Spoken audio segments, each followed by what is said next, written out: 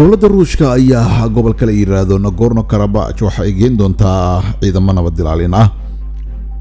boqolaal ciidamo nabad ilaalin ah ayaa waxaa loo daadgureynayaa gobolka lagu muransan yahay ee Nagorno-Karabakh kadib markii la gaaray heshiis lagu soo afjarayo colaadda gobolkaasi ka taagnayd. dagaal culus oo Azerbaijan iyo ciidamada asal ahaan ka soo jeeda Armenia halkaasi ku dhexmaray ayaa waxa uu socday muddo toddobaadyo ah ilaa markii dambe ay labada dhinac ku heshiiyeen heshiis nabadeed oo uu Ruushku garwadeen ka ahaa oo la gaaray maalintii Isniinta. gobolkaasi ayaa caalamka waxaa looga aqoonsan yahay in Azerbaijan uu ka tirsan yahay yeeshee waxaa tan iyo 1994 maamulayay qowmiyad Armenia ka soo jeeda.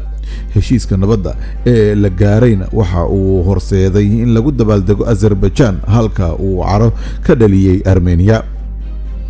dad dibadbaxayaal ah ayaa isugu soo baxay wadooyinka magaalada Baku kadib markii la shaaciyay heshiiska ayaa waxa uu dhigayaa in Azerbaijan ay heesato dhowr deegaan oo ay la wareegtay intii uu dagaalku socday. Armenia ayaa sidoo kale ogolaatay in toddobaadyada soo socda ay isaga baxdo dhowr deegaan oo halkaasi ku yaal. wariye BBC-da ka tirsan oo la yiraahdo Orla Goren oo ku sugan magaalada Baku ayaa waxa ay sheegaysaa in guud ahaan heshiisku uu guul u yahay Azerbaijan, guul daran uu u yahay Armenia. dibadbaxayaal ku sugan magaalada Yerevan ayaa waxa ay galeen baarlamaanka kadib markii la shaaciyay heshiiska.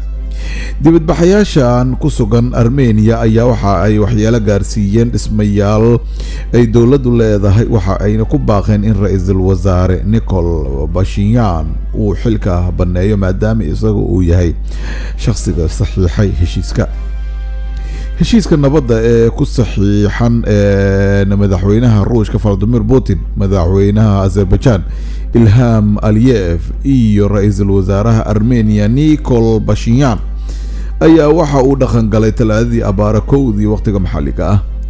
khudbad uu telefishinka ka jeediyay madaxweyne Putin ayuu ku sheegay in ciidamo nabad ilaalin ah oo ka socda Ruushka halkaasi loo daadgureyn doono si ay u gaaf wareegaan furunta dagaalka. 10 diyaaradood oo wada ciidamada ugu horeeyay ayaa arooryadii hore ee talaadada waxa ay ka ruqansadeen saldhigga cirka ee Ulyanov.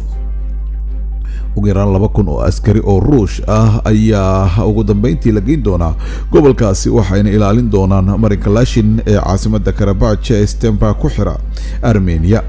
90 gawaarida gaashaaman ayaa iyana qayb ka noqon doona howlgalkaasi 5 sano socon doona ee la cusboonaysiin karo.